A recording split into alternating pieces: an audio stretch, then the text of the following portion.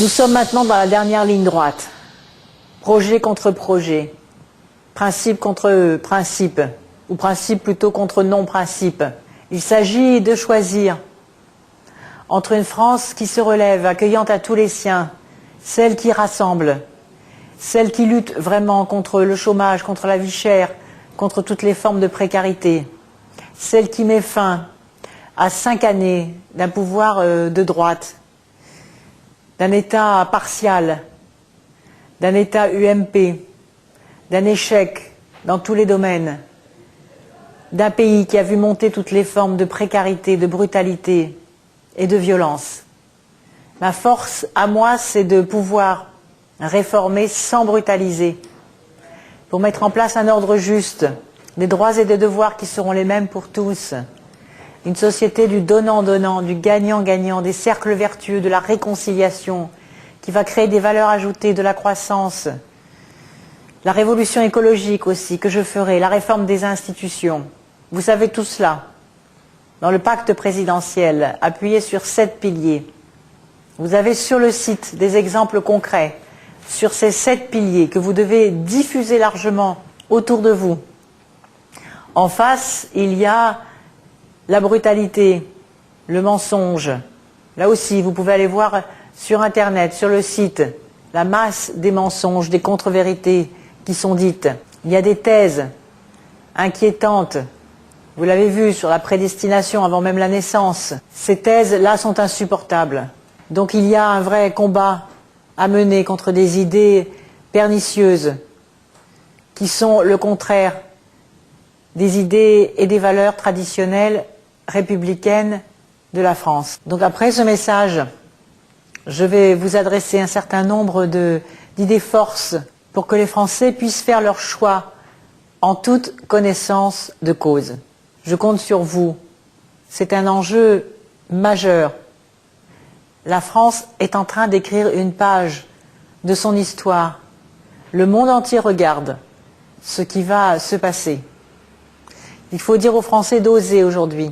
Moi, je n'ai pas varié, je n'ai pas inventé des mots pour le temps d'une campagne électorale.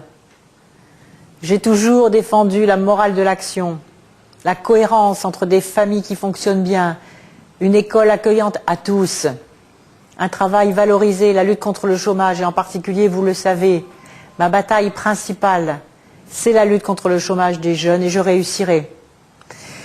Et c'est important aussi pour les parents et les grands-parents. On me dit pourquoi tout le temps parler des jeunes? Mais parce que c'est bien lorsque les jeunes s'intègrent correctement dans un pays qui leur tend les bras, que les autres aussi se portent bien.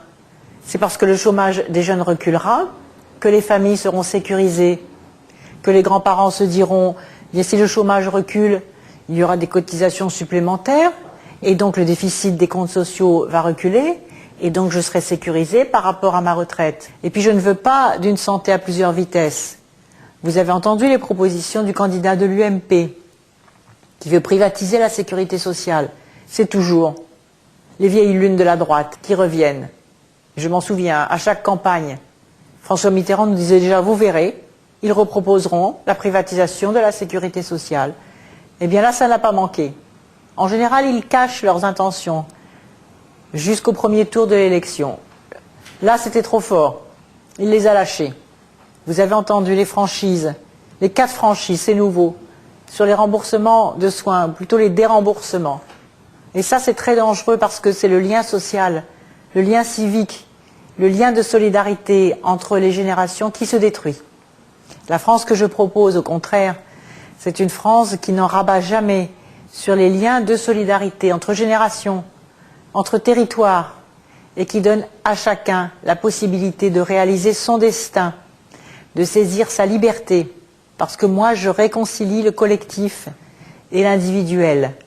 Et je suis farouchement hostile à ce que propose le candidat de la droite. La société du chacun pour soi, celle qui dresse les Français les uns contre les autres, celle qui attise les peurs.